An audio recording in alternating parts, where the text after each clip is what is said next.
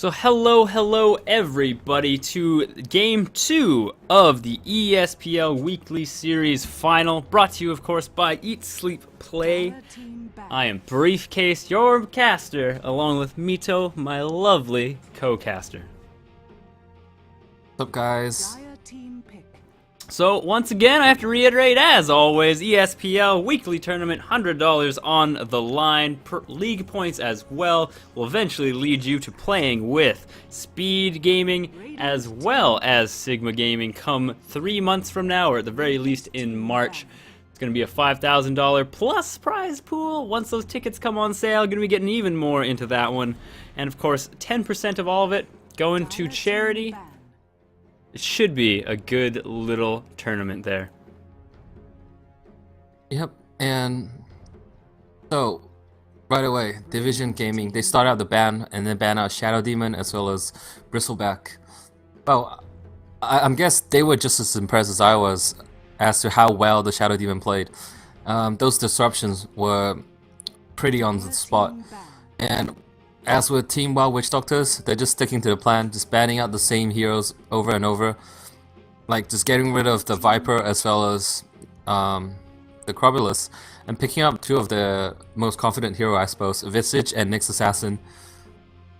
And Rubik, it's a counter to Nyx Assassin in the way that, like, hey, when he turns on a Spike Carapace, you've got a lift, same with like what the Shadow Shaman had, you have a form of Disable that doesn't proc the Spike Carapace. And then it works well in conjunction with Alchemist Stun, so yeah. Yeah, I mean, those two supports, I've played with them and against them, Alk and Rubik, if the Alk is supporting, of course. Just very obnoxious sometimes to actually go against. The Rubik lift into throwback gives Alchemist all the time in the world to charge up that stun, and especially early on can lead to some really scary ganks. Nyx Assassin, of course, might be able to actually live through it, but Visage, there's a hero that'll have a hard time dealing with all that early on. Yeah, I mean, with a Rubik too, you've got so many good things to steal. Nyx Assassin, all of his skill set, they're great if Rubik picks them up. Whether it's Vendetta, like Vendetta in, go into and then auto attack, lifting someone, throw him back, or having a Impale, like you lift the hero, throw them into Impale. Yeah, also Visage, all of Visage's skills are pretty good to steal as a Rubik as well. Yeah, especially if you get those familiars, they stick with you. That's some awesome stuff. Oh yeah, already Rubik looking like a nice pickup there, and I mean, is always kind of a good deterrent against some of the huge team fight heroes. Like, as soon as you see a Rubik, you really probably don't want to be going for like an Enigma, probably a little scared to go for something like a Leviathan, something along those lines. Sand King, maybe not as much. But always, I mean, Epicenter, always really nice for Rubik to steal, not to mention Burrow Strike as well. Yeah, well, like, tanking, it's a hero that kind of needs level, because his Burrow Strike at level 1 and 2 are just so short. But you have a Visage that can slow down heroes, make time for the Sand King to get in range, and then Burrow Strike, then it's not so bad during the early game. Especially if you have a mid-solo Nyx Assassin, and he gets off to a good stun, then the follow-up is just going to be so easy. Yeah. Oh, wow, this is gonna be the first time we see an Elder Titan in this, like, ever since we started casting the quarterfinals. Yeah, haven't seen this hero in a while. Like, it's just fallen off in terms of popularity ever since he's received nerfs patch after patch. So yeah, do you think this will be an offlane Elder Titan, or is it gonna be mid-solo, or even possibly, though unlikely, a support Elder Titan?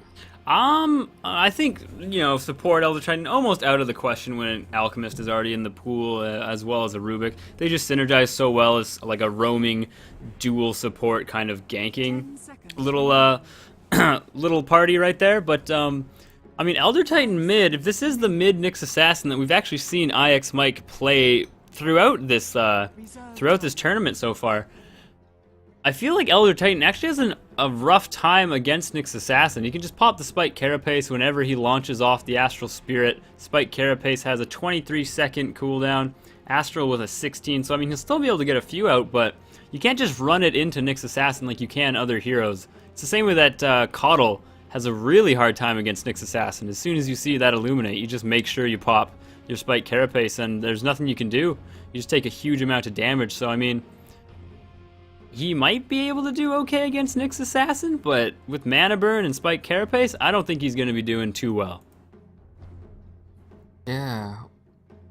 Ooh, Lifestealer. That's another good one. So you have the Vendetta Bomb, and later on you have the Sand King Bomb, and then you also have Visage Familiar Bombs. So yeah, that's all three of those heroes work well with Lifestealer, and I'm very curious because Division Gaming, they picked up the supports quite early in the game. I wonder what options are they looking for to shut down the Lifestealer, and guess that's the answer right there. You're already potentially looking at a very strong tri-lane, but so you have Rubik, Alchemist, and Razor, but I'm always a bit scared of that Visage. This is not a hero that I let out during the drafting phase because I just feel like the Soul Assumption does way too much, and the Grave Shield, it makes Visage a hard hitter during the laning phase. Oh yeah, I mean, Razor, you know, pretty much to counter this Lifestealer should be a-okay at a few other things, but I mean, really, if Lifestealer can just kind of avoid Razor or have Visage slow him down enough, or even other people burst him down, he should be able to do a-okay for himself. And right now, I mean, both drafts looking pretty strong at the moment. Not sure exactly what direction the Wild Witch Doctors are going to take. I think clearly, it looks pretty clear to me that Nyx Assassin is going to be the mid, but they always have the option of who they're going to send there. I have a feeling it might be an offlane Nyx Assassin, and they might end up picking a hero like Puck, or Storm Spirit actually. I was gonna say, because Storm Spirit has a pretty tough laning phase against SF. Yeah, I was gonna say, who's got a bad time against SF? You have Storm Spirit there. Either way, SF's been banned out. Storm Spirit's still very much in the pool, and Division Game Club, I mean, they might ban that out. They might have saw some of the earlier games where Nyx Assassin, and indeed they do ban out that Storm Spirit. And I think that's a pretty wise ban. Oh yeah. So yeah, Division Gaming saw it as well, coming this way. So they get rid of the Storm, and Lifestealer, as good as it is as a late game carry, this is the place where I think Team Wild Witch Doctors might want to pick up a Puck or a Queen of Pain. Essentially just having that secondary carry. 10 seconds remaining. Because, I mean, this isn't the same kind of hero like Naga Siren or Phantom Lancer, where the team can just play 4 Protect 1 and hope that your main carry would just become so big that nobody can deal with him.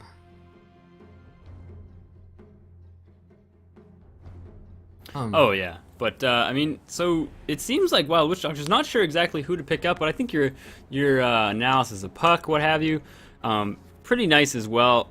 They do have quite a bit of lockdown already, so not needing too much of that. And I mean, if Sand King can get in there, Nyx Assassin, and especially Soul Assumption from Visage, they have all the damage they could ever need. Seems like they just could use a little bit of utility. I think if they can throw in a pusher.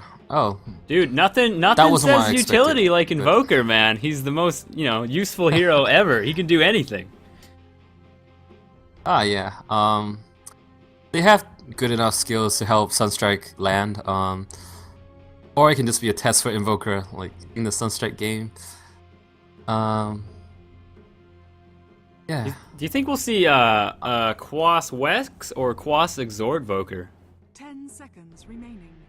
I have to go with Quas Exort. Then you've got even more summons for the Lifestealer to invest into. Now Clink's actually we have a Bone Clinks being picked up by Division Game Club. What do you think of this? For me, the moment I see a Clinks pick up, it spells Clinks in a safe lane, and you have a very strong aggressive trial lane, and you're going to be running the Elder Titan mid. Because Elder Titan against Invoker, you don't really care if Invoker is going to summon his Forge Spirit or do this and that and that, because you're just going to be using your nuke to get last hits and then going for those rune control. And you'll be bottle coring during the laning phase at the very least. Yeah. So, and if you look at it, Razor plus Rubik plus Alchemist, they have so much potential in this tri lane to shut down Team Wild Witch Doctors. At this rate, We might even see Team Witch Doctors avoid the tri lane, but I don't think that's gonna happen. I think they'll still run a defensive tri lane so that they can pull, and when they smoke up, it's less obvious that the supports are missing. Because when you go for an aggressive tri lane, right, the moment supports are missing, it's like snap. All right, support's gone, mid solo, fall back. Oh yeah. I mean, it looks like we got a pause right off the bat. Not too sure why. Said he'd be right back. There it is, of course. Mr. Yellow does not seem to be in the game, but I mean, this gives us plenty and ample time to explain who is playing who. Looks like over on Team Wild Witch Doctors, we got W playing Sand King. Ush gonna be once again the carry, this time as Lifestealer. IX Mike, I think he's played Nyx Assassin almost every game this tournament. Maybe once or twice, not so much. Last game he was Clockwork. Oh yeah, there you go. One Clockwork, every other time it's been Nyx Assassin, as far as I have seen. And of course we have SNA playing as the Invoker. However, over on DGC's line, quite a bit, some pretty big, beefy heroes for them. We got Aleg going to be playing the Elder Titan, Phoenix as the Alchemist, Shad as the Clinks with a nice little helmet there, and Crystal Cross as the Razor. Perez going to be playing as the Rubik, with possibly one of my favorite sets. And so I mean, got a little while to wait, it seems. You missed that one guy? Which guy? Which guy? I did not. You missed XCOM on the Visage.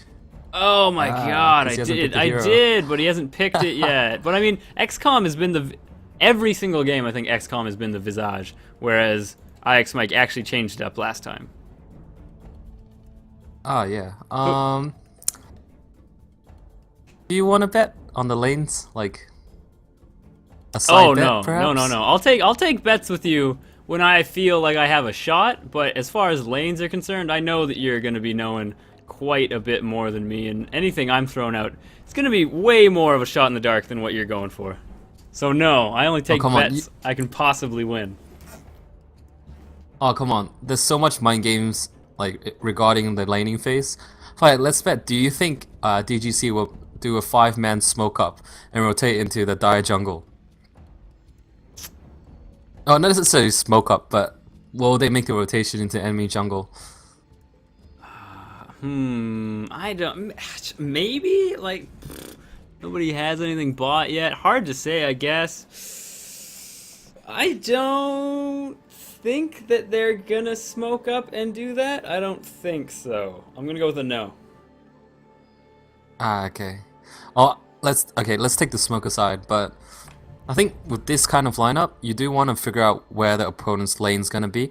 One of the best ways is to rotate into enemy jungle, but the moment you do that, it gives away that, hey, we're running aggressive tri lane, most likely. That's the reason why you'll be scouting enemy jungle, to get the early ward placements. But if you're playing the defensive team, when you see heroes in your jungle, then you have a better idea of how they're gonna lane, as well as, unless you have a jungler, so of course they're coming to your jungle to get some wards going, to completely deny, say, a Chen or Enchantress from farming. And I mean, right off the bat, it looks like SNA might actually be going as this safe lane invoker. Maybe not. Let me eat my own words. He has picked up a Ring of Protection, actually, of all things, and a very early smoke in Sand King's inventory. It's pretty common for Invoker these days to start with a Ring of Protection, because he's going to be getting a Ring of Basilius. That seems to be the norm for that hero. And I guess I made both predictions correctly, saying that Team WwD, they want to dodge the tri lane. Yeah, DGC, when they picked up the Clinks, it kind of gave away that they will be running an aggressive tri lane. But yeah, there's so much mind games in Dota. Like Shad, he just scouts out all 3 heroes.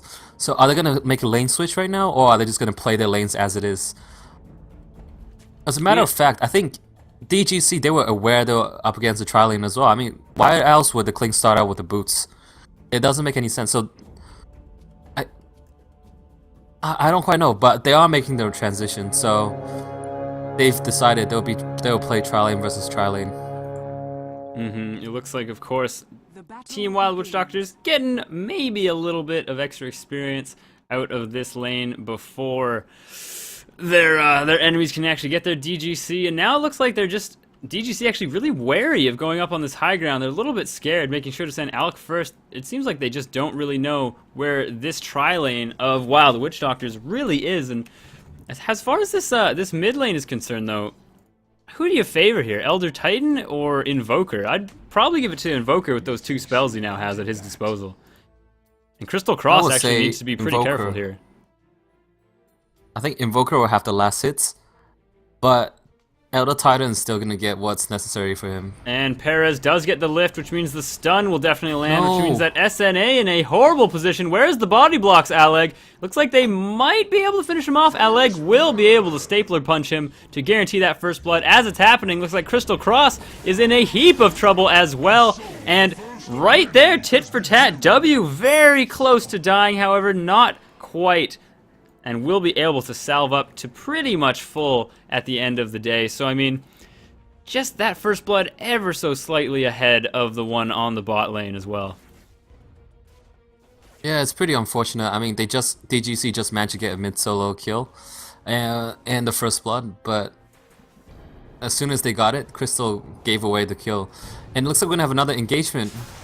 Big stun. Actually does hit W. Wow. Perez, though. Soul Assumption just too much to handle. And what really was the problem there is Perez couldn't get the lift off before XCOM got quite a few pot shots in there with a Grave Chill on him, no less. And just did about half of his health in single little right clicks there. He didn't really have the ability to get in a lift and be really careful there. And now Ush in a heap of trouble. Does he have a Rage? Actually doesn't have any skills in Rage. And it looks like this is probably an almost unnecessary death by him. Wow, I was not expecting that, but just a quick note, I don't know if you know, if he manages to throw the Unstable Concoction out, even if Nyx rages, right, it still does damage, it just doesn't stun. Really? Yeah. Oh, that So is... even if he had rage, I think he would have most likely been dead. Yeah, could have been, but I mean, yeah, I think you're right. He didn't actually get a rage and like run away. He ran into the trees, which I mean would have been the same result anyways. And it looks like up top, I mean, both of these heroes, obviously Klink's gonna have a little bit easier time actually last hitting, but Shad, not sure if he can do really too much against Nick's Assassin. All he has to do is get mana burned all day long. If he does happen to try and make something happen, a simple spike carapace will be enough to deter him. So, I mean, can't really do too much. And now it looks like he is indeed just running in, getting his quick little Sage's masks off right away to make sure he at least has a little bit of mana to Skeleton Walk away if things go a little bit south for him. And now Yeah, Alec, I want to see wow. what he does with this. Alec, this is Hasted big. double damage, This is SNA. big. What can you do here? Doesn't quite have an invoke available. Really Cold needs snap. that cold He's snap. gonna have Where cold is snap. it? Gets the flame strike off first, and indeed turns it around. Alec being so incredibly ballsy, and rightly so, with the haste double damage rune combo. I mean, you just feel like a god when you have that. Yeah, I was hoping him to expect to see that Sunstrike coming in, but then the cold snap just locked him in place. So even if he knew, he probably wouldn't have been able to get out of it. But well played from SNA, just reacting calmly when he's being jumped on and turning it around and netting a kill. Oh yeah, and that invoke coming off cooldown at just the right time, of course. Could have come off a little bit earlier, and I'm sure he would have loved that without the scariness of almost dying. But nonetheless, I mean, doing A-okay, and SNA, of course, not going for a bottle. Usually don't get it as Invoker, but it looks like he will be able to find this regeneration before Aleg can actually get there. And that's not usually what you want to see and have happen to you if you are an Elder Titan. We'll be able to stop most of the We have a regen. lift at bottom. Oh yeah, lift at bottom, but then a nice stun by W there. Soul Assumption onto Phoenix to deter him. Doesn't look like anything too much happening there, however. They just don't seem to have the damage, and if Crystal Cross can't get a really good static link, he's basically not doing. He's basically just Razor's not really playing the way you should. You know, if you can't get a good static link, you just feel neutered until it's back on or off of cooldown. Wow. You know, for a second, this really sucks. But for a second, I thought DGC has 6 heroes because I'm looking at the picture. I was like, "What? There's a Meepo in the game?" It just completely threw me off. Oh. And do you know what's a shocker though? Nyx is Assassin is actually getting more last hits than the Clinks. Well, I mean, there's a nice little stun by him as well, and he's got Vendetta, so Shad, knowing he doesn't have the mana to really do anything or even get away, if Nyx Assassin decides to go for that stun, IX Mike is probably going to be pretty aggressive right now, and if he can just hide in the shadows, pop that Vendetta, I mean, Shad really can't Alec, leave he's too in far. huge trouble. Wow. Okay. The Sand King rotation with the cold snap, they will be able to get that kill. And bottom, we have another engagement. Yes, dude, there's a nice stun. Yeah, it did indeed do the damage, and Static Link doing a lot of work. XCOM, no Grave Chill to really cut down Crystal Cross, and it looks like that last little shot will be able to polish off the Lifestealer. Does indeed get a kill on that Visage as well. Looks like W did make it down here, but could not save his friends there. And, I mean, just things not going too well for Team WwD on the bot lane. Going pretty well everywhere else, however. Yeah, I mean, it's not so bad. I mean, you're trading a Razor, Razor's farm for a Lifestealer. It's acceptable because the heroes who will be making plays during the early to mid game phase is definitely going to be the Nyx Assassin, and those Invoker Sunstrikes are going to help out as well from a long range. So there are other heroes will always be capable of making space for their Nyx to catch up. While that's happening, looks like Ush has gotten a lot of his damage stolen. Not too much, actually. 42 runs in, does get a little slap onto that Alchemist. W really wants to Sandstrike this, but of course, there is indeed a sentry right there. Beautiful and juke. Ush just cannot find Perez in the trees. Crystal Cross has hit 6, pops the Eye of the Storm to try and make sure that Lifestealer is not super duper balls. He doesn't want to go in and continue to fight. And now Ush just waiting it out, seeing if he can't get away from that Static Storm, or I shouldn't say Static Storm, Eye of the Storm. And now going in, Phoenix now charging up the stun. Ush will be able to rage out of this, and does indeed. Still gets dealt quite a hefty sum of damage, and that Static Link now, Ush is out of commission for quite a long time. Is not going to be able to do too much. And now Shad in a horrible spot, and he's not getting out of this one. Sunstrike to guarantee it as well. And what an easy little kill coming out of Wild Witch Doctor there against that Clinks. He's been at no mana this entire game as well. Yep, and at this stage, I think Lifestealer's had enough in the offlane, and he is going to rotate towards the jungle, I think. Or they might be trying to set up a kill at mid. Could be, but Oleg, I mean, he just goes down, checks on the medium camp and sees what there is, and of course now he's just going to harass Ush down a little bit as well. Can't really do too much as far as an Elder Titan against a Lifestealer when it comes down to it. So Ush just going to rotate into the jungle, it seems like, and once again Shad being really far forward. Where's that last mana burn they need? Guaranteeing he's not getting out of there. Don't even need the dust and the epicenter chase to guarantee it. Shad not having a very good game and basically needs to rotate out exactly like Ush has, realizing that he just can't deal with this lane right now. Yeah, I mean, it's what IX Mike's been doing. Every game he maxes mana burn first, and this way it completely burns out any of Clinks' mana. And look at Clinks' items. He's got 3 Sages max just for like some desperately needed mana. But I think a few Magic Stick would have been nice, or just like one. But having the Magic Stick, because you're constantly getting mana burn, stun, whatnot. Just having that Magic Stick when you need it, pop it. 75 mana is not that much to ask for. Yeah, probably would have been able to keep him alive a bit longer and force out the enemy team to buy sentries or smoke.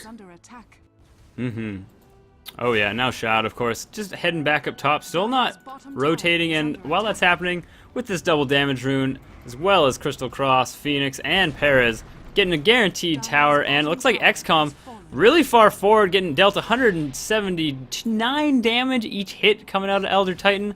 A little bit of a Fade Bolt coming out of Rubik as well, but I mean, while you have these 4 heroes, they are accomplishing a little bit. They're getting a tower, they're getting a little bit of farm. Pretty much the entirety of Team WWE was farming right there. It looks like W took one of the big camps. Ush is just farming in the jungle, and you have SNA. Looks like he's trying to get this mid tower of his own, so I mean, maybe I'm going to say that WWD getting a little bit more out of this map right now comparatively to DGC. Yep, and Perez, he's gotten 2 Forged Spirits at his disposal. Oh, How cool. Support Rubik suddenly dishes out tons of damage. Each Forge Spirit does 56 damage, and then plus his individual damage was 64. So yeah, he's got Now a like leg close to what 160 really far damage. Ooh, forward, Alec. getting cold snapped, getting forward spirited as well. Is there any detection going on? If not, it looks like IX Mike gonna be having a terrific time against Perez, and that should be a dead Perez. Actually doesn't finish him off in time, but some nice little spike carapace just to finish it off. Doesn't look like he's gonna get out of here though. Plasma Field just too much, as well as static link damage. Too much coming out of Crystal Cross there, and it looks like we have an invisible storm now on the map. Nothing that SNA can really do about it, and Crystal Cross now just running in, being a little annoying. There's the charged, or at the very least, minimally charged Plasma Field, so close to finish him off. Where is it? Looks like Grave Chill just slowing him barely enough. One little slap from that Razor, not quite enough to finish off SNA. As soon as I saw that whip come out, I thought for sure. And now it looks like Ush in a little bit of trouble. Can he get away from this Split Earth? Does indeed. Always does have Rage and TP available, but Alec will just hit too hard if he hits him with that Astral Spirit in time. Wow. So unlucky. So many, like, would you call those clutch? I suppose, like, clutch getaways? I would say clutch. Clutch is a good word. Radiant's Wow. top tower has been denied. Definitely Yeah, pretty clutch, those abilities right now. And now it looks like Shad might find a W, just waiting, and does indeed see him, but obviously can't do too much about it. And, I mean, if we look at the last hits right now, it's been up the entire time, but I mean, the three kind of core heroes on this Dire team, they're all just getting superior farm compared to the Radiant right now. And I mean, that's something really to note, especially Shad, who has just now finished his first Oblivion staff. He doesn't have any other items really beyond that as well. I have to say though, when your lineup's like DGCs, right? And you look at Team WwD's lineup, I really don't feel Clinks needs an Orchid. SNA melting immediately. Not sure what he was doing there. Maybe hoping that IX Mike had a stun. Big stun on 3, but there is, of course, no follow-up. And he's able to blink out of there. While it's happening, W and XCOM finding the kill on Clinks. So, I mean... Yeah, I do want to say, though, I think Clinks, instead of going for Orchid, he should have gone straight for... He should have started with a Soul Ring. Soul Ring already gives him a lot of damage. I mean, we've talked about it before. Searing Arrows gives you plus 60 damage per attack. And just the level 1 Death Pack, say you grab a Centaur with 1100 HP, that's essentially another 50 damage. So, from a very early stage of the game, like level 7, you can be dishing out 200 plus damage per hit. And that's more than enough for you to rotate and make kills happen, especially against Team WwD's lineup, where the heroes don't have great escape mechanisms. I mean, just a dust is enough against most of the heroes. And if you can get BKB on top, you'll be doing great during team fights. Now W in such a scary position to be. I'm sure he's just frozen with fear. It looks like DGC just trying to take down this tower as much as possible.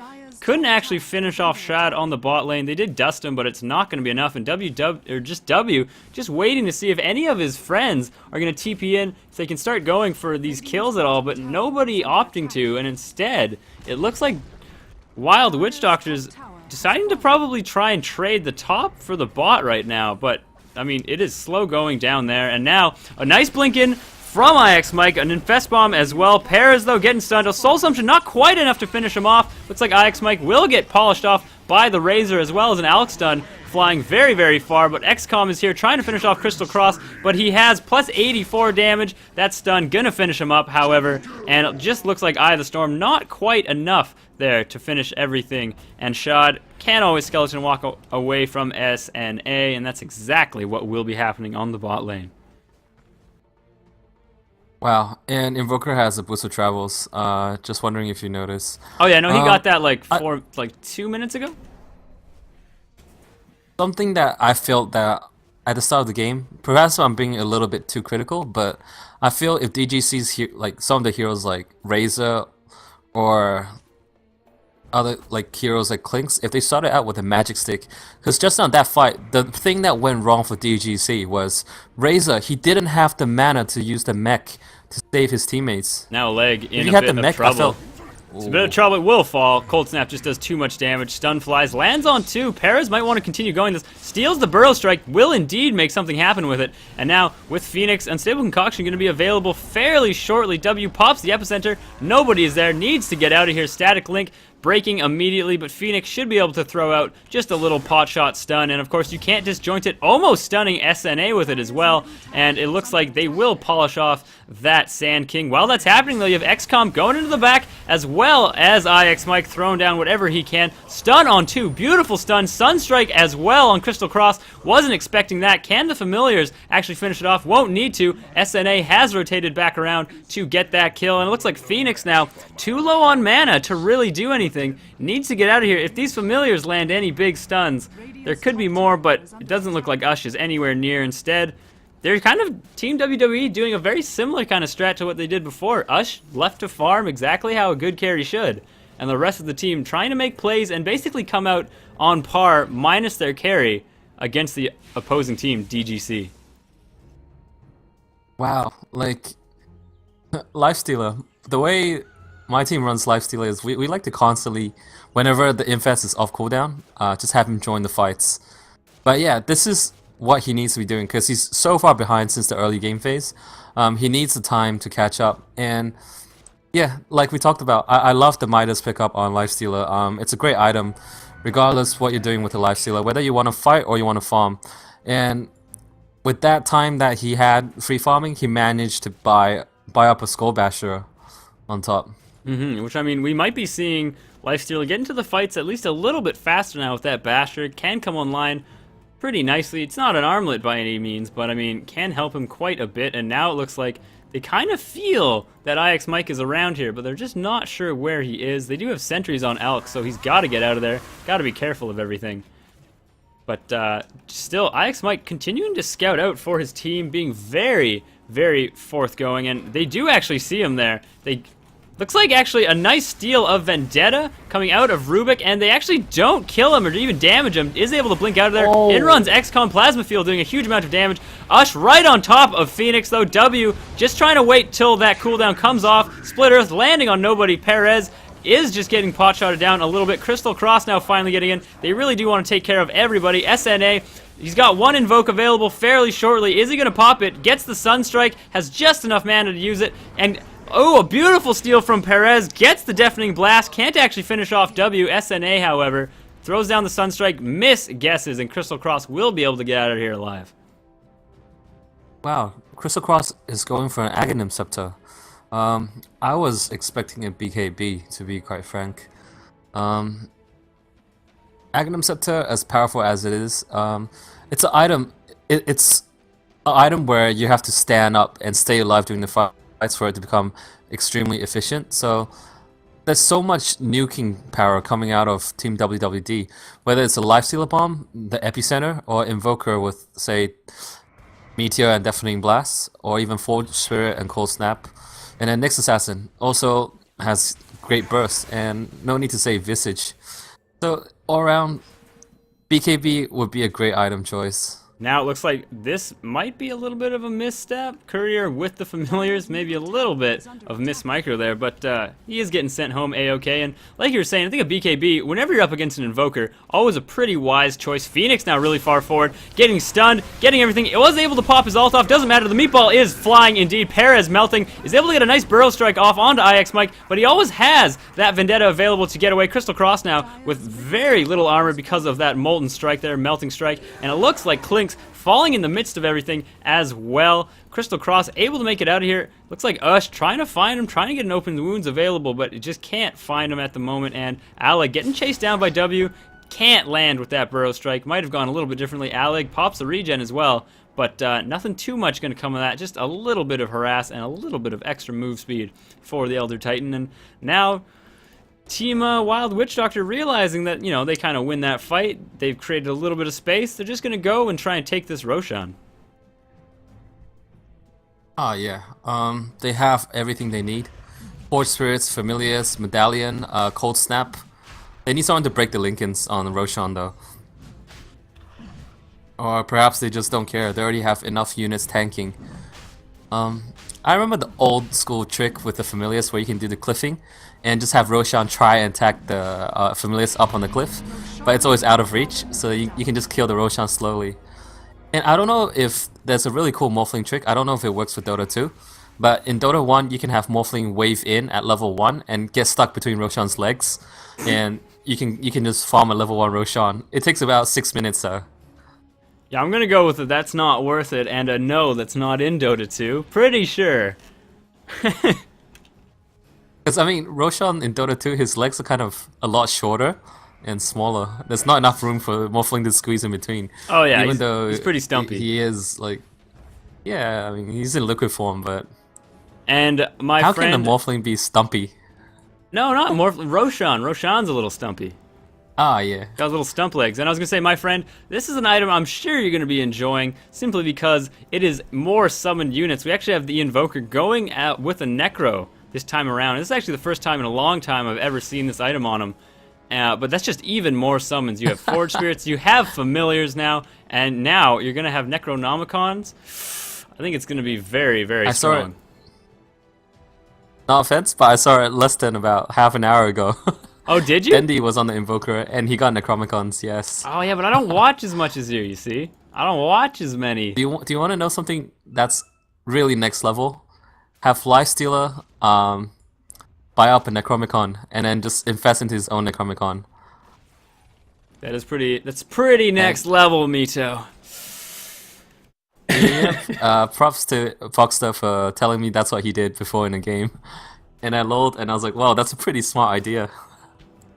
I could see that working, and then it basically comes down to, like, do you want to get me out of this? You're going to have to take 600 damage at the very least, and, I mean, that in and of itself is pretty scary. And do you want to get really next level? Have, like, 2 Force Staffs, and then summon the Necro Book, and then have Lifestealer infest inside, Force Staff the Necro unit inside a team fight, and then you come, hey! Or let them attack the infest unit until it explodes. So you get the infest bomb as well as the... Do you get both?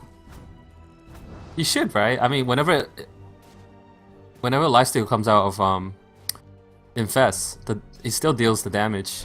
Oh yeah, he deals the damage, and now we actually have an infestation onto IX Mike with some nice glowing invisible Lifestealer hands, as is the way it works, of course, when you are infested and have Armlet toggled at the right time. And now I just want to look at the gold graph a little bit at the moment, and we see that, yes indeedy, Wild Witch Doctor's coming out ahead, not too drastically, only about 7,000, but still a pretty nice lead for them. And as far as experience, just tremendous actually, about 15,000 in favor of them. They're just getting so many more levels out of this map comparatively to DGC, and I mean, Lifestealer's getting a nice bit of farm now as well, and Nyx Assassin finally pops the Vendetta. They're trying to set something up here. Dire's middle tower is under attack. Yeah, I don't know if they noticed the Visage already has a gem.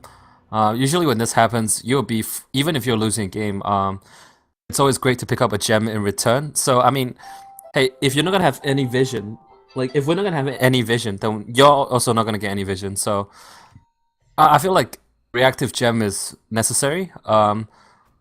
So yeah, so both sides of the map would be dark, and at least they're back to square one. Yeah, but I think when it comes down to it, Wild Witch Doctors is going to have a much better time on a completely blankly warded map, because they just, like we've been saying, they just have so many summons. They have Familiar Birds for scouting, Forge Spirits, now Necronomicons as well. They don't need wards, really, if they just micro their units around a little bit. And DGC doesn't really have that. They have an Invisible Clinks, and that's about it. They, you can maybe scout with the Astral Spirit a little bit, but it's not the same. Nyx Assassin's in position. Does get in. Nice infest onto Perez. They want to take him out first. Meatball down. Hits some nice people. Split Earth doing a lot of work, however. Nice stun onto W. Looks like Shad is right on him. W not sure what he's doing there. Standing around. Shad opting not to get that last hit. Doesn't matter. The Orchid did it for him. And now, looks like he's getting chased down. Is not able to get out of there. And looks like Elder Titan now trying to make work of XCOM, but that Basher coming in very nicely for Lifestealer, getting a nice little lucky first or second hit bash there. And while that's happening, SNA just ports top with his Boots of Travel, figures that they can get 2 towers instead of just 1, and that's exactly what's going to happen now. So, I mean, Wild Witch Doctors just getting as much out of this map as humanly possible, taking every little advantage they possibly can, and I mean, not everybody would have the sense to just TP top and take an extra tower when you pretty much get it for scot-free. And not only that, extra damage on the tower as well. Yeah, WwD, they function so well as a team. That engage. Oh, it looks like they're having another engagement on the Rubik, as well as Phoenix. Wow, this Life Stealer just does too much. And Crystal Cross, he pops the Aegis, but I think he might. Alright, he's fine. I thought Life Stealer was going to make a go for Crystal Cross. And SNA, having the tiniest demon, and he's just chopping wood all day long, actually gave his Necronomicon warrior alacrity, and now SNA in a heap of trouble. These Forward Spirits not going to be able to actually kill down Shad, but is able to actually force staff his way out of this, and with that tornado, he's guaranteed to get out of this one alive. Always has Boots of Travel as well. I thought definitely Doom there, but a force staff to victory, or at the very least to life, and well, that's happening, and they're doing that chase. Ush and IX Mike trying their very best now to actually take care of this melee Rax down here, of this Rax, and it looks like they both get away. Wow, those familiar stun coupled with Sunstrike. Oh man, WWD, the execution, it's pretty hard. I wonder how much they trained and how much they prepared. All other players so used to playing team games. Man, this Sand King has been landing so many good Burrow Strikes, and wow, this Veil of Discord, plus he doesn't even need a Sunstrike. He's gonna get a solo kill. Oh yeah, no, W finding nice little pickoffs, even on his own, and against something like an Elder Titan, you usually don't think that too much, because obviously Sand King relies pretty heavily on his magic damage, pretty much exclusively, and you don't think of him really having a massive amount of burst. Of course, he does have Epicenter, but you can't always guarantee that. But against Elder Titan, was actually able to take him down in the Veil of Discord, still making him relevant this late into the game, still making him hit like a truck as well. And once again, IX Mike full of glowy nicks, and look at that beautiful purple shimmer coming out of this game. Valve, very nicely done.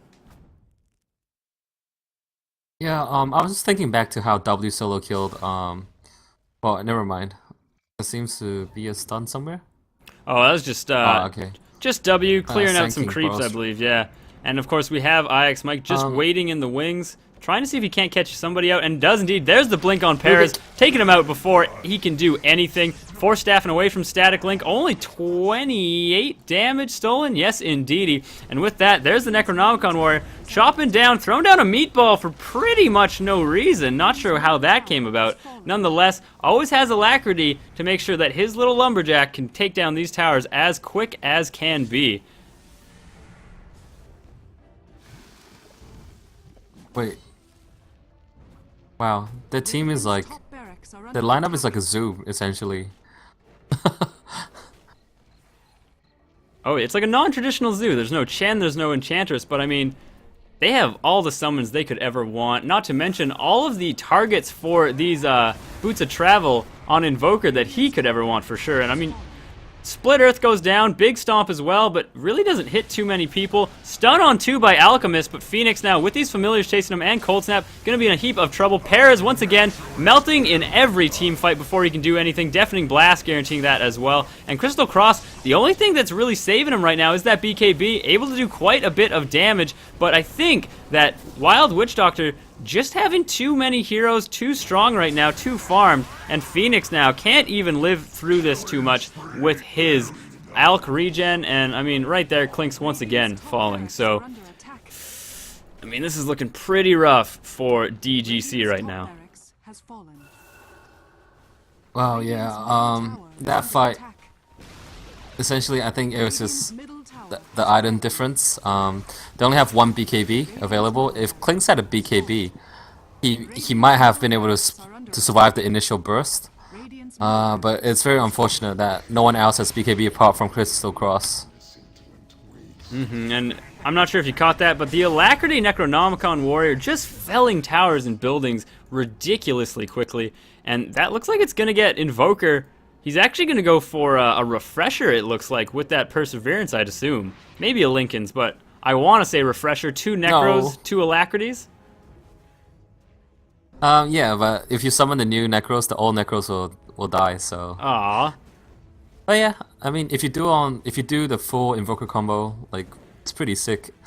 Tornado, EMP, Meteor, Deafening Blast, Refresh, Deafening Blast, Meteor, and another EMP.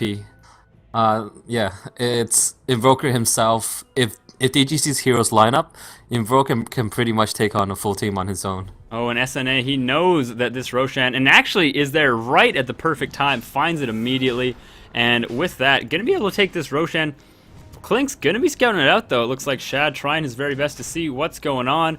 Needs to be very wary though, of course, because as soon as Invoker wants to pop that Necronomicon, Shad very much in danger of dying, getting caught out, and so needs to be really careful here. It looks like they do indeed see him. Tornado onto nothing, however. Now it looks like Ush in a bit of trouble. Gets some of his damage stolen. Not enough. Big Split Earth. Not doing too much though. And now SNA getting caught out. Does throw a meatball before he does die. But looks like Ush now pops out. Has used that Aegis. Doesn't matter though. Gonna be going around, going nuts. Has the Rage. The Stomp actually hitting everybody but Ush, unfortunately. And it looks like there's the GG. There's the well played at the very most. And no GG call just yet. But, I mean, there it is. Let's be honest. Yeah, they've got GG. Well played. Yeah, so congratulations to Team WwD for winning the first ESPO weekly series. Yes, indeed. That's going to be $100 split between them, or at the very least going to IX Mike. Not sure how it is exactly paid out. I think the team captain gets it and he can distribute it as he sees fit and what have you. But nonetheless, there is the first weekly ESPL series. Team Wild Witch Doctors have taken that one, and I've been Briefcase, along with my lovely and handsome co-caster Mito, bringing you this series, and we'll see you next Sunday at around the same time. So thanks for tuning in, guys. Yep, thanks for watching and thanks for all the support, all the viewers. We really